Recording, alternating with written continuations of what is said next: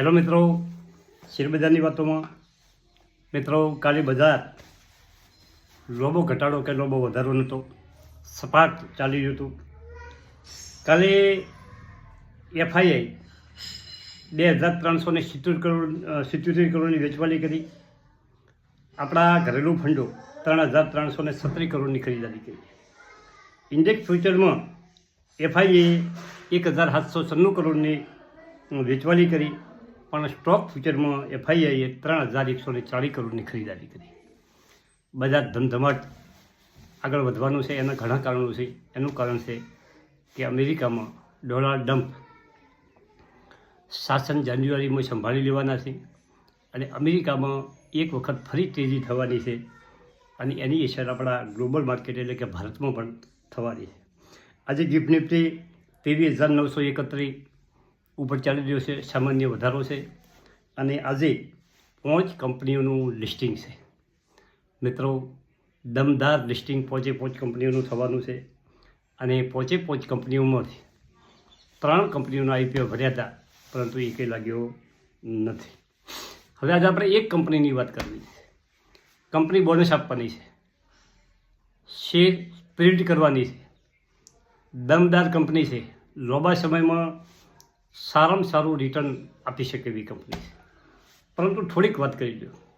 હવે ગિરીશભાઈએ કોમેન્ટ કરી હતી કે કાકા જે વિડીયોમાં બધા શેર કહો છો બધા જો.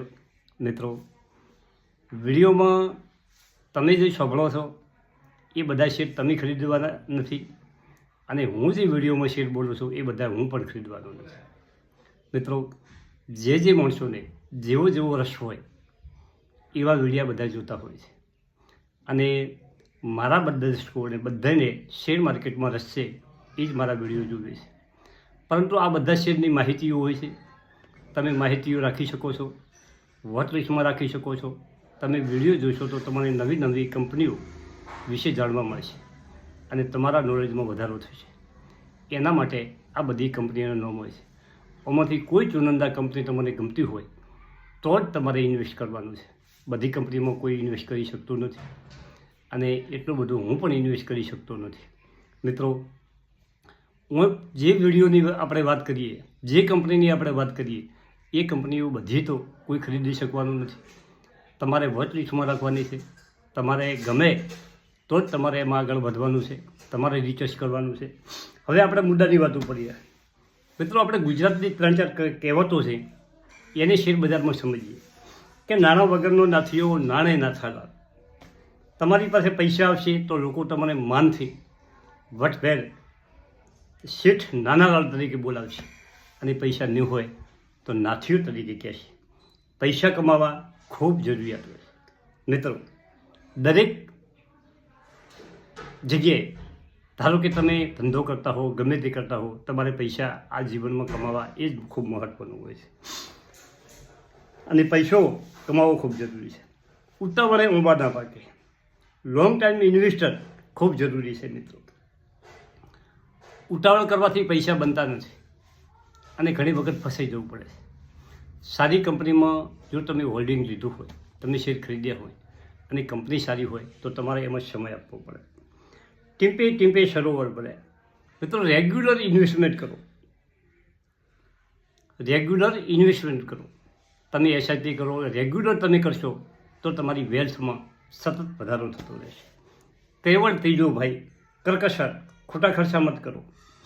મિત્રો, ઇન્કમ માઇનસ એક્સપેન્સ એટલે ખર્ચાઓ બરાબર સેવિંગ કેવું ના હોવું જોઈએ. તમારું ધ્યેય ઇન્કમમાંથી બચત કરી અને બાકીનું વધે એ તમારે ખર્ચ કરવાનું છે. તમારી જે બચત તમે ધારો કે 5,000 કે 6,000 વર્ષે નક્કી કર્યા હોય તમારી આવક પ્રમાણે, એટલી બચત કર્યા પછી જે બાકીનું વધે એનો જ ખર્ચો તમારે કરવો જોઈએ. આવું ધ્યેય તમારે રાખવું જોઈએ. સેવિંગ કરો, રેગ્યુલર ઇન્વેસ્ટ કરો, લોંગ ટાઈમ ઇન્વેસ્ટ કરો. આ બધા પૈસા બનાવવાના કારણો છે. હવે આપણે કંપનીની વાત કરીએ કે મિત્રો, કંપનીનું નામ છે BN રાઠી સિક્યુરિટી. આ કંપની બ્રોકરેજ એન્જલ વન જરોધા જેવી કંપની છે અને એવું કામ કરે છે.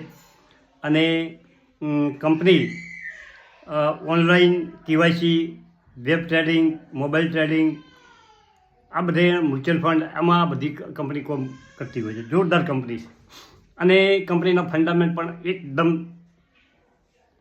સુપરમાં સુપર છે. 198.35 પૈસા ઉપર શેર ચાલી રહ્યો છે.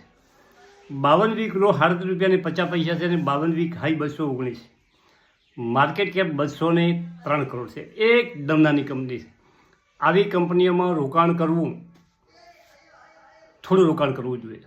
એનું કારણ છે કે આ કંપનીઓ દોડે છે, ખૂબ દોડે છે અને ઉપરથી નીચે પણ ખૂબ આવે છે.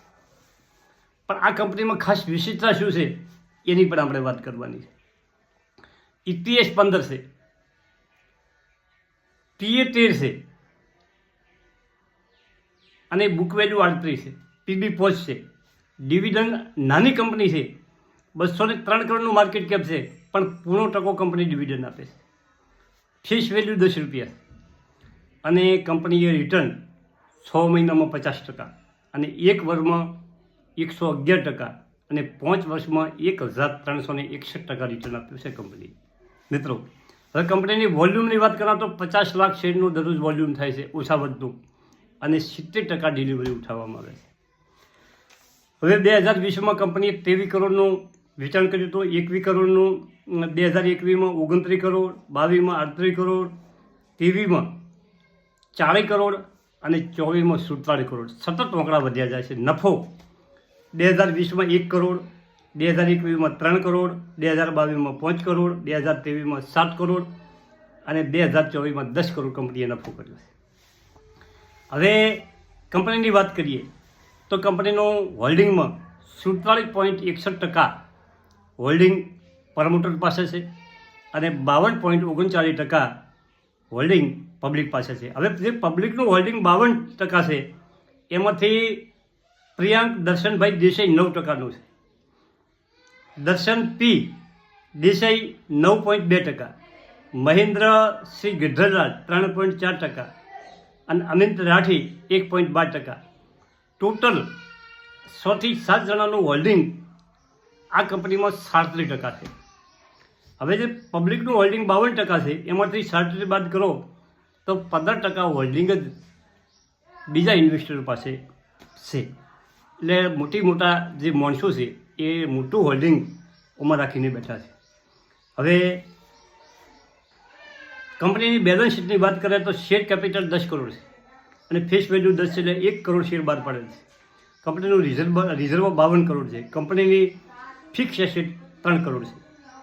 મિત્રો, આ કંપની બોનસ આપવાની છે. ખાસ વાત એ છે 1 હોમે 1 અને સ્ટોક સ્પ્લિટ કરવાની છે. એટલે તમારા પાસે કંપનીનો 1 શેર હશે તો તમારા શેર 4 થઈ જવાના.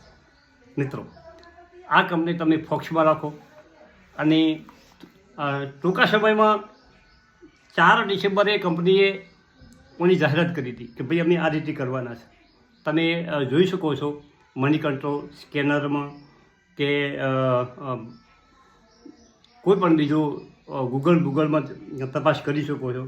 અને લગભગ 16 જાન્યુઆરી ઓરી એક્સ ડેટ નક્કી કરવામાં આવી છે. એક્સ ડેટમાં હજી હું ફિક્સ પાકું નથી, પરંતુ જોઈ અને નવી કોમેન્ટમાં હું એનો જવાબ આપી દઈશ. Thank you. આભાર.